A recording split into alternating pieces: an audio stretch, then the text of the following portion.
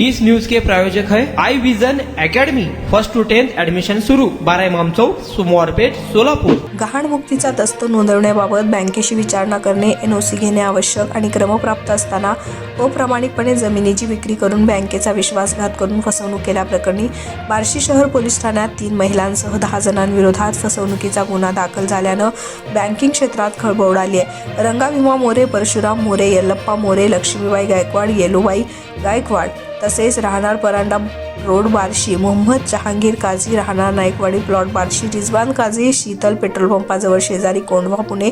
ऐका हो ऐका, सोलापूरकर तुमच्यासाठी फातिमा क्लिनिक यांच्या दुसऱ्या वर्धापन दिनानिमित्त व 6 डिसेंबर महापरिनिर्वाण दिनानिमित्त 6 व 7 डिसेंबरला सोलापुरात भव्य रक्तदान शिबिर। चला रक्तदान करूया।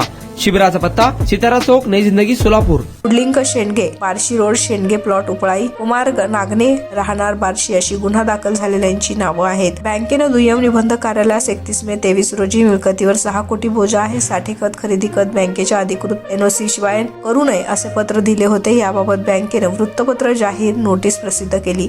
17 सप्टेंबर 23 रोजी हेक्टर 38R पैकी हेक्टर 28.50 जमिनीचे नोंदणीकृत बेकायदेशीरपणे खरेदी खत झाले आहे। जमिनीची विक्री करून बँकेची फसवणूक केली असं म्हटलं आहे। सहाय्यक पोलीस निरीक्षक बाळासाहेब जाधव याचा तपास करत आहेत। तुमच्या मुलांच्या यशासाठी सर्वोत्तम ठिकाण I Vision Academy. Tuition classes for 1st to 10th, सर्व विषयांची खात्रीशीर तयारी, प्रशस्त क्लासरूम्स, बसण्यासाठी बेंच, लिहिण्यासाठी ग्रीन बोर्डची सुविधा, इंग्लिश, गणित, विज्ञान आणि इतर विषयांसाठी तज्ञ अनुभवी शिक्षक, आठवड्याला रिव्हिजन, महिन्यातून टेस्ट। फक्त 500 रुपयामध्ये सर्व विषयांचे ट्युशन सुरू।